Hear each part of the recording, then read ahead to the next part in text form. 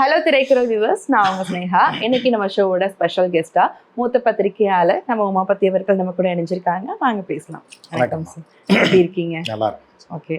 So ஒவ்வொரு நாளும் நம்ம விஜய் அவர்களை பற்றி பேசிகிட்டே போகிறோம்.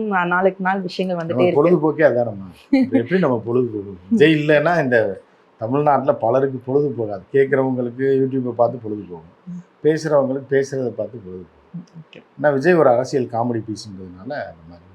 ஓகே. ஸோ இந்த சந்தோஷம் உங்களுக்கு நீடிக்காது, எலெக்ஷன் வரைக்கும் தான். அதுக்கப்புறம் நீங்கள் பேசினா உங்களுக்கே பொழுது போகாது. புரியுதா?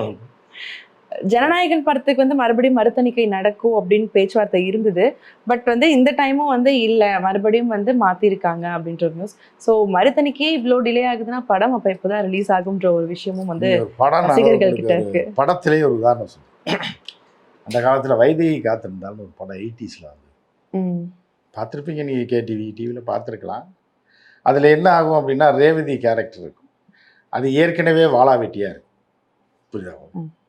அதுக்கப்புறம் என்ன பண்ணோம், அது நான் கோயிலில் நாட்டியம் ஆடுறத அது ப்ராக்டிஸ் பண்ணிவிட்டு அப்படி இருக்கும். அப்படி இருக்கும்போது என்ன, அவங்க அப்பா ஒரு வயசானவர் இருப்பார், அவர் தான் மிருதங்க வச்சுப்பார், இந்த பொண்ணு ஆடிக்கிட்டு இருக்கும். அதுக்கு ஒரே ரிலாக்ஸு வந்து இதுதான்.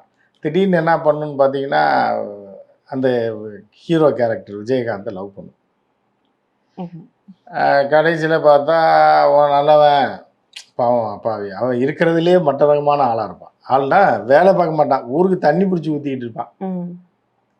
இந்த கேரக்டர் வந்து கொஞ்சம் பயங்கர ஒரு இதான கேரக்டர், ஒரு ஆள், சூப்பரான ஒரு ஆள், நல்லா இருந்தது. கல்யாணம் நினைப்பு ஏதோ வாழா வெட்டியாக வந்துடும், புருஷ ஏதோ ஒன்று ஆயிடுச்சு. ரெண்டாவதாக இவன் தண்ணி தூக்குறவன், தண்ணி தூக்கி கொண்டு வந்து ஆற்றுல தண்ணிட்டு ஊருக்கு தண்ணி ஊற்றிட்டு இருப்பான். சரி, இவனாலும் லவ் பண்ணுவான், நல்லவனாக இருக்கான், போதும் வேலை பார்த்தான்னு வேலையும் உழைச்சி பார்க்குறான் அப்படின்னு பரவாயில்லன்னு சொல்லி அவனை லவ் பண்ணும். கடைசியில் அவனும் செத்து போயிடுவான், யாரோ ஒருத்தர் லவ் பண்ண அவனும் செத்துடுவான். கடைசியில் இது அப்படியே கண்டினியூ ஆகும். அந்த மாதிரி கதை தான் ஜனநாயகனோட கதை. சரிதா? ஸோ ஜனநாயகன் நம்ம ஏற்கனவே சொன்ன மாதிரி தான் தீபாவளிக்கு முன்னாடி வந்துடும்.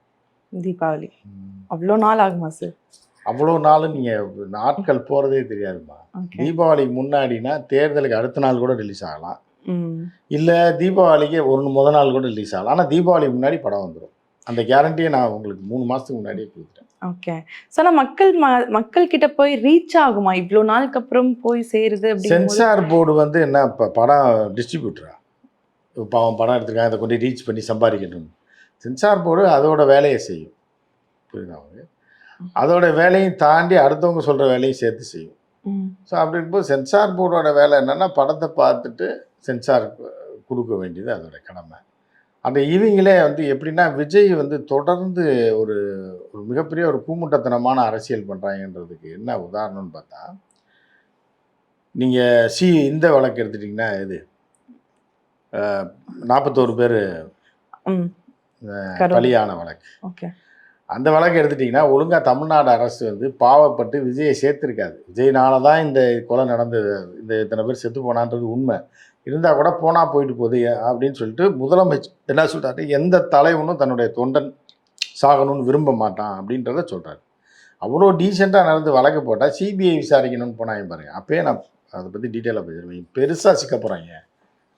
நீங்கள் எதுலேயோ தப்பிச்சு போய் முதல வாய்க்குள்ளே கொண்டு போய் தலையை விடுறாங்க, அது ஒரே அடியாக முடிச்சிடும் அப்படின்னு சொல்லி. அதே மாதிரி என்ன அது அப்படின்னு பார்த்தீங்கன்னா இப்போ சிபிஐயில் போய் சிக்கிட்டாங்க. இப்போ அடுத்து இன்னும் சார்ஜ் ஷீட்டில் விஜய் பேர் சேர்க்கறதுக்கு அதிக வாய்ப்பு. அதே மாதிரி தான் சென்சார் ஒழுங்காக கொடுத்துருப்பான் ஒரு வாரத்தில், இவ்வளோ நாளில் இழுக்க வேண்டியதில்லை. அவன்டா போய் அவனை மிரட்டி கோர்ட்டுக்கு போனான். புரியுதா? இப்போ சாதாரணமாக அசால்ட்டாக டீல் பண்ணி எலெக்ஷன் அறிவிக்கிற வரைக்கும் கொண்டு வந்து விட்டாங்க. இனி அது வராது, வரக்கு வாய்ப்பு இல்லை. எப்படி எலெக்ஷன் வந்ததுக்கப்புறம் ஒரு நடிகரோட படத்தை போஸ்டரே, அதாவது போன எலெக்ஷன் வரைக்கும் ஒரு கூமுட்டை வேலை பண்ணாங்க எலெக்ஷன் கமிஷனில். இல்லைம்மா அவன் முட்டாளா இல்லை மித்தவனை முட்டாளா, சிலைகள் மேலையெல்லாம் துண்டை போட்டு எம்ஜிஆர் சிலை எப்படி நின்னா அண்ணா சிலை, கலைஞர் சிலை, எல்லா சிலை மேலேயும், அம்பேத்கர் எல்லா சிலை மேலேயும் துண்டை போட்டு பொத்தி விட்டாங்க. எதுக்குடா பொத்துறீங்க? இதை பார்த்த உடனே ஒருத்தன் எம்ஜிஆரை பார்த்த உடனே எம்ஜிஆர், அது வரைக்கும் அவன் எம்ஜிஆர் கோட்டு போடணும்னு நினச்சி வர மாட்டானா? இந்த அண்ணா சிலையை பார்த்தோன்னே திமுக கோட்டு போட்டோன்னே என்ன அடிமுட்டால் நம்மளை மாதிரி ஒரு கேனத்தனமான எலெக்ஷன் கமிஷன் எப்போது இருந்தது இல்லைன்ற மாதிரியான ஒரு கோமாளித்தனமான வேலையை செஞ்சு அதை இந்த டைம் எடுத்து விட்டுருக்காங்க. அது பாராட்டப்பட வேண்டியது.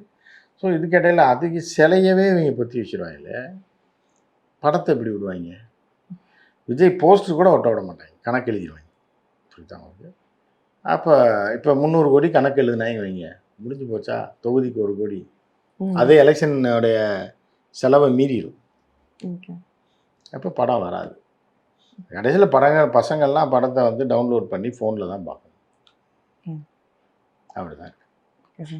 ஸோ அதுக்கப்புறம் வந்து போன வருஷம் இஃப்தார் நோன்பு வந்து விஜய் அவர்கள் திறந்தது.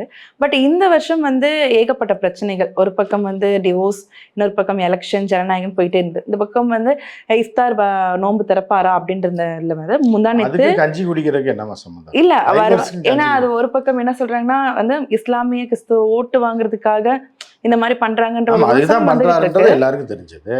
அப்போ வந்து இஸ்லாமிய கிறிஸ்தவ ஓட்டு இவருக்கு கிடைக்குமா சார்? அவருக்கு எந்த ஓட்டுமே கிடைக்காதுமா. இஸ்லாமிய கிறிஸ்தவருக்கு போயிட்டீங்க. அது நான் அதாவது நம்ம அவங்கள சில பேரை விஜய் பார்க்கணுன்னு ஆசைப்பட்டிருக்கலாம். புரியுதா உங்களுக்கு? அவங்க கூப்பிட்டு வேற விஜயை கூப்பிட்டு இஃப்தார் நோன்பு திறக்கிறாருன்னு தான். நாம் நண்பர் ஒருத்தரை கேட்டேன், இதுக்கு இஸ்லாமியவுக்கு எதிரான படமாக எடுத்த ஆள், இஸ்லாமியர்களுக்கு எதிராக என்ன இலவுனே தெரியாது, எந்த மதம் என்ன, யார் ஆரம்பித்தாங்க, அவங்க கொள்கைகள் என்ன, அவருடைய கோட்பாடு என்ன, வழிபாட்டு முறை என்னன்னே தெரியாத ஒரு ஆளை கூப்பிட்டு அதுவும் இந்த நோன்பு திறக்கிறீங்கன்றது இது தேவையா அப்படிங்க, இந்த தேவையில்லாத ஆணியை ஏன் பிடுங்குறீங்க அப்படிங்கும்போது, இல்லை சும்மா ஆணி வாங்கி வச்சுருக்கோம் தேவைக்கு, நம்மளை நம்பி வந்தவங்களை வரேன்னவங்கள இஸ்லாம் தடுக்கணும்னு சொல்லலை, வர்றாங்க நல்லிணக்கத்தோடு வர்றவங்கள சரி வாங்க அப்படின்றோம், வேறு மற்றபடி ஒன்றும் கிடையாது. சில பேர் விஜயை பார்க்கணுன்னு ஆசைப்பட்றாங்க அப்படின்ற மாதிரி. இதில் என்ன அப்படின்னு பார்த்தீங்கன்னா, நான் ஏற்கனவே சொல்லியிருப்பேன், காந்தகாரில் விமானம் கடத்தப்பட்டது 90s. புரியுதா? இந்த தாலிபான்கள் வந்து இப்போ ஆட்சியாளராக இருக்காங்க. ஆட்சியாளராக அப்போ வந்து தீவிரவாதிகளாக இருந்த காலகட்டத்தில் அல்கொய்தா இருந்தது. பின்லாடன்லாம் உயிரோடு இருந்த காலத்தில் என்ன பண்ணுறாங்கன்னா, இந்தியன் ஏர்லைன்ஸு இப்போ ஏர் இந்தியா விமானத்தை கடத்தி கொண்டு போய் காந்தகாரில் இறக்கிறாங்க. காந்தகாரில் இறக்கி இப்போ பயங்கர பரபரப்பாக இந்தியா ஃபுல்லாக பயங்கர இதாக இருக்குது, பயணிகளோடு கடத்திட்டு போயிட்டாங்க. இப்படி இருக்கும்போது துபாயில் ஒருத்தன் ஷேக்கு அப்படின்னு சொல்லிட்டு அவன் வந்து என்ன பண்ணியிருக்கான், அங்கே உள்ள பேப்பர்காரன்ட்ட இந்த பிரச்சனை வந்து நீ ஏன்ட்ட தான் பேச்சுவார்த்தை நடத்தணும், ஏன்னா நீ தாலிபான்களெல்லாம் பிடிக்கவே முடியாது, எவன்கிட்ட போய் அவங்க ஆஃபீஸும் கிடையாது ஒன்றும் கிடையாது, எங்கிட்ட ஒளிஞ்சிருப்பாங்க, துபாயில் சுடுவாங்க, எங்கிட்ட கடத்துவான், எங்கே போய் பேச்சுவார்த்தை நடத்துவீங்க. ஸோ அப்போ இருக்கும்போது என்ன பண்ணணும், துபாயில் ஒருத்தன் என்ன பண்ணுறான், நான் பேச்சுவார்த்தைக்கு தயார்ன்றான். உடனே எல்லாம் ஷாக் ஆகிடுறாங்க. நான் பேச்சுவார்த்தை நடத்துகிறவரு துபாயில் இருக்கார் போல் அப்படின்னு அங்கே போய் பார்க்குறாங்க. அவன் பேச பிடி கொடுக்கவே மாட்டான். உடனே நம்ம அந்த டுபாகூர் மீடியா, நம்ம மீடியா இருக்குல்ல, அப்போ இவ்வளோ தமிழ் சேனலே கிடையாது சரியா. தமிழ் சேனல் வந்து 90s வந்து இது மட்டும் இருக்குது, சன்னு மட்டும் இருக்குன்னு நினைக்கிறேன். அது இப்போ நேஷ்னல் லெவலில் என்டிடிவி மட்டும் இருக்குது, டிடி இருக்குது. உடனே லைவ் மாதிரி போடுறாங்க, ரெக்கார்ட் பண்ணி இந்த மாதிரி இருக்கார் ஒருத்தர், அவர்கிட்ட தான் பேச்சுவார்த்தை நடக்க போகுது, அப்படி நடக்க போகுதுன்னு உடனே அப்படியா சரி வாங்க பேசலாம் அப்படின்னோடனே யாரை பேச அனுப்பலான்னு சொல்லி இப்போ இந்திய எக்ஸ்டர்னல் அஃபேர்ஸ் செக்ரட்டரி அனுப்புகிறதா, இல்லை டெப்டி செக்ரட்டரி அனுப்புகிறதா, இல்லை வேறு ஏதாவது என்வாய் அனுப்புகிறதா, இல்லை வேறு ஏதாவது ஒரு போஸ்டிங்கை க்ரியேட் பண்ணி அவங்கள அனுப்புகிறதா, அப்படிலாம் பிளான் போடுறாங்க. உடனே என்டிடிவி இருந்துச்சு, அப்போ 2 டிவி இருந்துச்சுன்னு நினைக்கிறேன், ப்ரைவேட் டிவி. உடனே ஃப்ளைட் ஏறி நேரம் துபாய்க்கு போயிட்டாங்க. துபாய் போய் அவனை பார்த்தோன்னே மைக்க போகிறான், இவன் கிளாஸ்குள்ளே போகிறான், தம்மை பற்ற வைக்கிறான், அடிச்சுட்டு செயின் ஸ்மோக்கராக இப்படி போகிறான் அப்படி போகிறான். அப்புறம் கடைசியில் 3ஆவது நாள் அவனை கேட்குறான், என்ன தான் சொல்ல வரீங்க, என்ன தான் கோரிக்கை வச்சுருக்கீங்க நீங்கள் என்ன. அங்கே வந்து இவங்களும் பேசிட்டு இருக்காங்க, தாலிபான்களும் வந்து நாங்கள் வந்து ஒரு 3 பேரை அந்த மசூத் அசார் இவங்கெல்லாம் வெளியே விடணும் அப்படி இப்படின்னு சொல்லி இப்போ கோரிக்கை, அவங்க எல்லாத்தையும் பயங்கர தீவிரவாதிகள் 4 பேர் வெளியே விடணும், அப்போ தான் நாங்கள் வந்து இது பண்ணுவோன்றாங்க. அப்புறம் அதுக்கான வேட்பாடு நடந்துகிட்டு இருக்கும்போது இப்போ பேச்சுவார்த்தைக்கு போகிறான்னு மீடியாலாம் போயிடுச்சு. ஆனால் அவன் என்ன சொல்கிறான், கூப்பிட்டா நான் வந்து அமிதாப் பச்சனோட தான் பேசுவேன்றான். நீங்கள் அமிதாப் பச்சனை வர சொல்லுங்கள், அவர் தானே எல்லாருக்கும் அவங்களுக்கு தெரிஞ்ச வெளிநாட்டுக்காரனுக்கு தெரிஞ்சவன் அமிதாப் பச்சன். ஹிந்தி படம் துபாயிலெல்லாம் நல்லா ஓடும், நம்ம படம்லாம் ஓடாது. அப்போ அமிதாப் பச்சன்கிட்ட தான் பேசுவேன், அமிதாப் பச்சன் ஹேமமாலினி 2 பேரும் வரணும், அவங்ககிட்ட தான் நான் பேசுவேன்.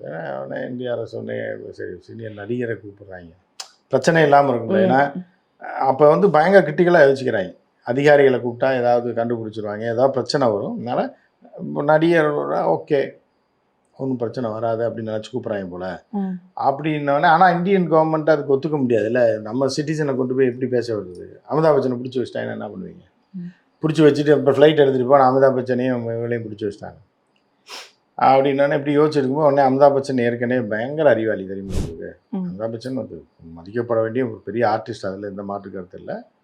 ஆனால் அறிவிச்சிருந்தவர் அவர். ஏன்னா கொரோனா வந்தப்போ தட்டினது முதல்ல அவர் தான், மோடி சொன்னோடனே.